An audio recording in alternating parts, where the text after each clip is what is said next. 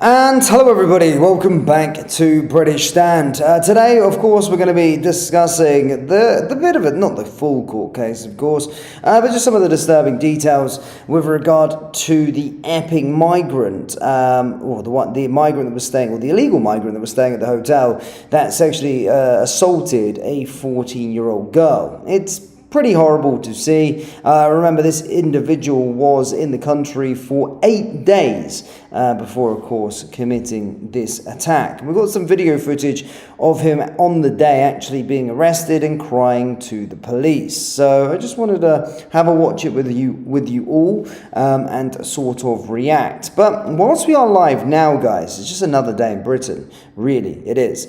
There has been reports of some more horrible assaults that are just happening in the UK, and it just becomes a daily occurrence. So, oh, sorry, not this one. This one here. So earlier on, Catchett Garrison had also stated that there was a sexual assault investigation. Essentially on Sunday, or it was found out, but the news came out that there was a sexual assault on a child in the Catchett Garrison area, and we're currently waiting for a bit of an update on that one. But then, of course, you see this stuff as well. The 3 men have been charged with kidnapping an 11-year-old girl in Birmingham. Hamza Sharif and Sudek Ali had hearings scheduled for today at Birmingham Crown Court. And as this guy has said here in his post, so sick of reading these headlines every single day. However, one guy that was responsible, of course, for the Eppin Migrant Hotel protests and what we've seen following that afterwards, we've seen mass protests erupt outside various hotels. It was almost a sort of trailblazer for it. The video has been released after his court hearing of him actually being arrested. Let's have a little watch of this. You are coming my home. Child. So the allegation is that you've touched a child on the inside of the groin. Come over here, I need to search you. Don't cry, it's going to be okay. Come step onto the pavement so I've got a little bit more room. You can leave your shoes on, it's okay. Step onto the pavement here. No, stand up. Stand up. There we go. And then towards me. Watch. Follow. Okay. There you go. It's now 17:50 and I'm arresting you on suspicion of sexual assault on a female under 16 years old. So you didn't have to say anything. It may harm your defence if you didn't mention in question something which you later rely on in court. Anything you do say may be given evidence, okay? We're arresting you for prompt and effective investigation by means of interview and prevent harm to yourself or others. Okay? No problem. So give us 2 minutes, we'll just put a few things out and then we're going to start getting rid of a few people. How much minutes? Yeah. Sorry? Well, how much minutes? What do you mean, how much we need? How much minutes in the office? How many minutes on how many hours are in the office? You go to the police station now. Okay. So you're under arrest. Wow. Should you do research? Yeah, do you want to jump out? I'm going to cuff you as well. I'm not telling you that. Jump out for me. Okay, no problem. Okay. Jump out for me, it's easier. Pocket bag, yeah, for anything. Jump up, stand up. Okay. Put your hands like this for me. Okay. Thank you.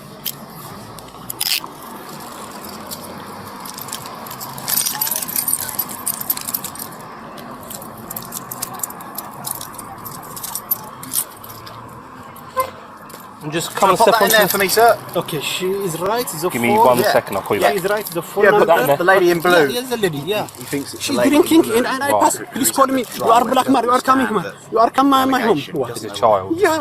She's coming my. So the allegation is that you've touched a child on the inside of the groin. I am a teacher. Come over here, I need to search you. Don't cry, it's going to be okay.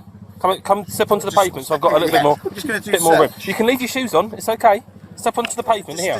No, stand up. Stand Up. There we go. And then towards me. Watch. Follow. Okay. There you go.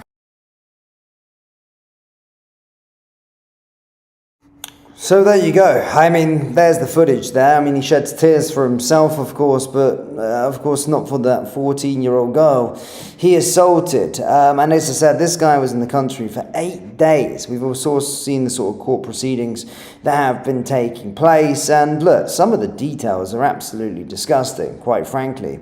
As you can see, the court will hear from a number of witnesses that on July 7th, the defendant was in Epping. The complainant, a 14-year-old girl, will state that her group were on a bench eating pizza and were approached by the defendant, who appeared hungry. They offered him some pizza, which he accepted. He sat next to the girl on the bench and, without any encouragement, began making inappropriate comments to her and her friends. He said he wanted to have a baby with the girl and attempted to kiss her. He invited the group back to the Bell Hotel where he was a resident, having recently arrived in the UK. His advances were rejected, and it was made clear to him that the girl and her friend were 14 years of age. Now this is the horrible part. His response was, age did not matter.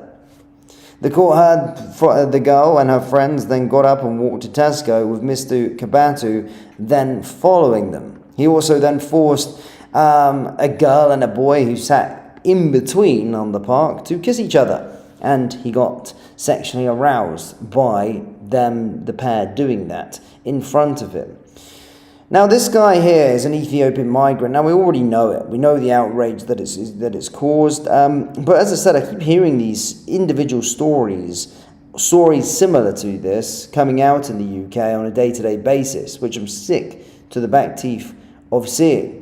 This guy was in the country for 8 days, and you don't need me to keep on ranting and raving about it, but it's important to show that these individuals don't care for the consequences. He was crying for himself, not for the 14-year-old girl. And look at the way that individual was. Doesn't even speak English. We don't even know who that guy is, which is horrible to see. And the actual details of what we're hearing coming out of that court days, sends a shiver down your spine, just as to how lackadaisy they are, and just think it's okay to engage and speak to 14-year-old girls and boys and try and hit on them, inviting him back to his hotel like he's some kingpin in a penthouse suite. The guy came over on a boat 8 days previous, and already in that time he was able to get comfortable and decided that he can just start running the roost and doing whatever he wants in this country of ours, which is also equally disgusting to see. So have a little look in the live chat. It's the little things. Age isn't just a number. Well, he said it doesn't matter, was his own words. But as Marie says, age doesn't matter to them. This is the problem with bringing people in with where their ideologies and their beliefs stem from a different place, a barbaric time, a 7th century time, that they believe that this is perfectly fine, which we know in modern society is not right.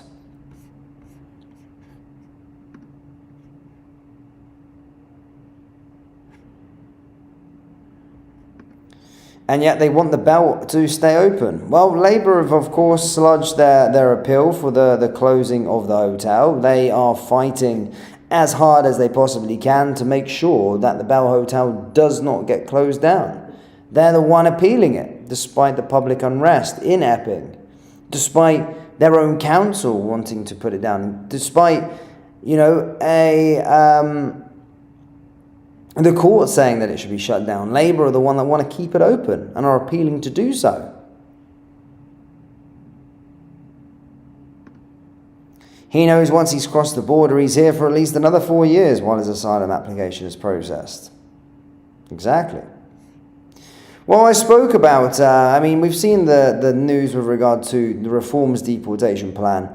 And I did a little bit earlier on today discussing Farage's deportation plan. And it's discussed a couple of the loopholes that were in place. There was a few loopholes that were in place. And that Reform have highlighted that certainly in the first 5 years is that they're not going to be deporting women and children. They're not going to be deporting women and children. And this then leads to a huge loophole because many will deliberately start families, knowing that the courts will, even when we do even leave the ECHR in Britain, will be extremely reluctant to break up any households. They will almost, when judges are asked their thoughts on it, they will almost side with the preservation of family unity, which means migrants or illegal migrants with children will be effectively shielded from deportation. It also allows in practice that illegal migrants, the traffickers, will encourage women and children to come because then they know that they can never be deported from the United Kingdom. That is a huge incentive. And then the whole thing with Northern Ireland not being able to leave the ECHR is also another thing because, all the legal migrants will target Northern Ireland and make sure that they go over there. So then they can never be deported due to them being in the ECHR. And the reason why, of course, Northern Ireland can't leave the ECHR is due to the Belfast Agreement. So there is a few loopholes in Farage's and Reform's plan, whilst we are still 4 years away from that potential change happening anyway. You can see that there are glaring issues still. But my goodness me, all I want is these individuals away and off our streets at the bare minimum. At this time, I'm talking about the imminent future. We're also talking about, at least Farage's and Reform's new plan actually is going to detain individuals in detention centres, and the use of HMOs and hotels will actually be gone. So when you're in detention for crossing over illegally, you're actually in detention. You're staying confined into a gate, into an area, and then you're not allowed to leave. At the moment, we've got these guys that come over, stay in a hotel, and they're allowed to walk around the streets willy-nilly without us even knowing who they are. That's why we see mass amounts of situations like this one with the Eppin, the Ethiopian guy sexually assaulting a child. And this is not the only case, guys. It's happening everywhere, and it happens a lot. But this stuff can be nipped in the bud. Certainly, someone's motorbike just going by. This stuff can be nipped in the bud, certainly, if, of course, these individuals weren't able to roam free and actually then deported. Now we've got this guy in prison, which people will say, well, at least he's out away from the public. Yeah, you're right. However, we're still paying for him. Foreign criminals should be deported. Bluebell said, Farage tried to accuse Elon of being inconsistent, where he's the biggest flip-flopper ever. He goes where the wind blows. I agree.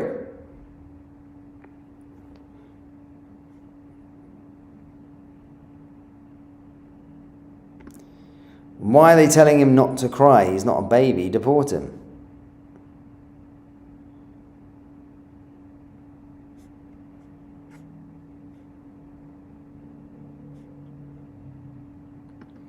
If the woman and child can stay, the man can also stay because they don't want to break up the family union. Yes, exactly. This is where the loophole comes into play. Even when you do leave the Refugees Convention, the Human Rights Act, the European Convention of Human Rights, and all these treaties that are there, which Reform do plan to do, by the way, there's still a lot of loopholes, especially when it comes to judges. The plan with not being able to deport women and children shouldn't be a thing. Ladies and gentlemen, we've got a super chat. Thank you very much, by the way. Thank you for your generosity, ladies and gentlemen. We really do appreciate that. Mind Your Business says, starting to think the United Kingdom should divide if these policies continue. These newcomers worship a pedo warlord, 6,000 in 2000, 62,800 in 2025. Yeah, what you're getting to there is the statistics that we're starting to see. I think that was in comparison. I did see that from 2000, and I think the actual comparison was 2000 and 2023. So, yeah, you're right. I've seen that comparison, and there's a definitive correlation with those numbers. Again, it doesn't take a genius to work out what those correlations would be in the last sort of 23 years. But thanks again for your donation. Very, very generous of you. We have got a very generous subscriber base. I really appreciate people who donate. There was a couple of individuals yesterday who donated obscene amounts of money. I couldn't quite believe it, actually. So shout out to the individual that donated $100 yesterday, and the individual that donated $50 yesterday as well. Really, really generous people. Michelle Williams says, how would these MPs like it having their children safe to play out in the summer? Holidays, cooped up inside, fear of being attacked by the third world monsters. Well, the thing is, the people that are championing this, refugees welcome, a lot of the ones that are sort of white British are usually middle class / upper class a little bit. They seem to think that they're educated, but they're not. However, these illegal migrants aren't moving into their neighborhood. A lot of them are champagne socialists, you know, the likes of Gary Lineker, the likes of Gary Neville and all these other people. They're not actually living in the estates, and nor are they living in the area where these individuals are going to be setting up shop. So they like to virtue signal, they like to sort of wave their flag, they like to look politically correct, but actually they don't bear the consequences of this happening. So they don't actually sit and live in these areas where people were residing, who have to live with these individuals, and their daughters and their sons are going to be safe. But there's something definitely to be said about the illegal migrants. And the left-wing people are saying this is misinformation and untrue. It's absolutely not. And people are starting to catch onto it. And as I keep on saying, the Overton window is shifted. It's starting to be able to, everyone can talk about these things, and you're going to be able to talk about it because genuine people are concerned for their children's safety.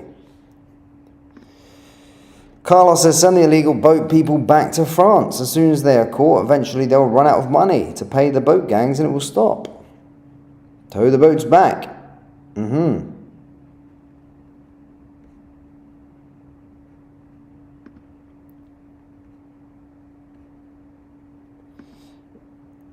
Just watch BBB. Home Office actually argued in court that migrants' rights were more important than locals of Eppin.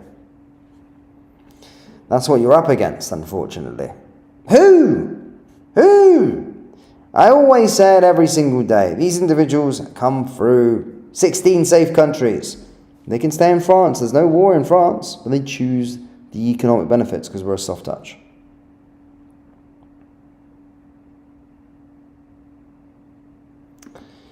It was a different time though, Karen. You know, if he was brought up in one of the roughest areas of Leicester, he's not lived there now. You know, he was a footballer, in the 80s? And credit to him. I suppose, a capitalist. You know, I like the capitalist approach.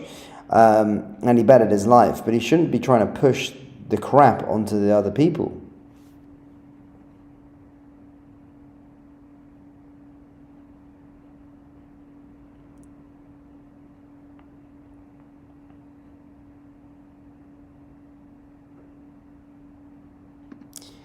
If they move from Epping or anywhere else, they'll move up north. I've got a theory of it anyway. I think I spoke about my theory last time.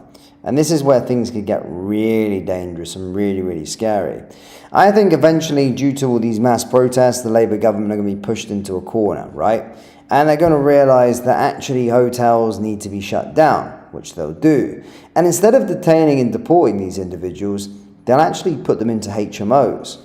And then start sprinkling them around. So then you can't identify where, because as I said, right now we've got these protests which are happening outside hotels. We know that the hotels, or the people living in those hotels, are illegal migrants and have likely crossed over the channel. But to stop this protests from happening, the next move that they make is shut down the hotels and then take the individuals and put them into HMOs, but dot them around all the major cities. And then all of a sudden, you haven't got a congregation of people outside one specific point outraged about this, because then they won't know where they are. They'll all be living amongst us, which is also very, very dangerous. And as High Roofing is saying, Operation Scatter.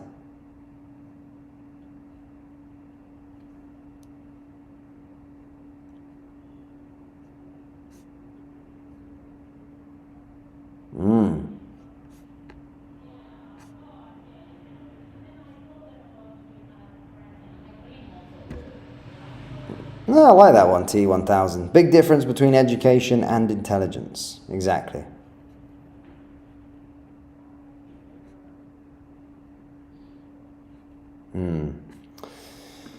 But yeah, ladies and gentlemen, do let me know your thoughts on the sheer volume of things that we're seeing every single day with regard to these sort of sexual assaults.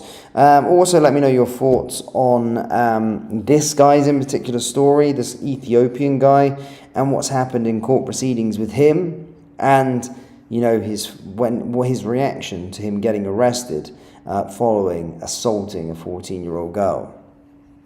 Hit the like button, hit the subscribe button, and I'll see you.